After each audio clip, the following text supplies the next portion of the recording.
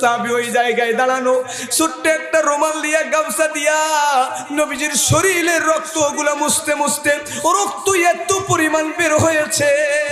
ওই নবীজির ছোট্ট সাহাবী তার হাতের মধ্যে যেই গামছা, ওই গামছা দিয়া রক্ত মুছতে মুছতে রক্ত শোষণ ক্ষমতা পর্যন্ত গামছা হারায় ফেলছে, এত রক্ত পড়ছে। হযরত জিবরাইল নবীজির এই দৃশ্য দেখে নবীজিকে ডাক দিয়ে বলে, ও নবী,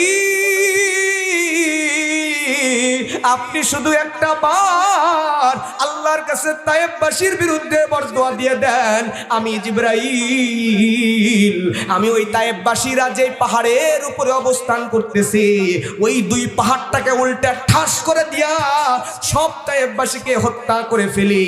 আল্লাহর নবী বলে, জিবরাইল আমি নবী দাওয়াত দেওয়ার জন্যই তো এসেছি, আমি যদি এই তায়েববাসীর বিরুদ্ধে বরদোয়া দিয়ে দিই, তুমি যদি তাদেরকে মেরেই ফেলো, আমি নবী কার কাছে গিয়া দাওয়াত দেব? জোরে বলেন আল্লাহু আকবার।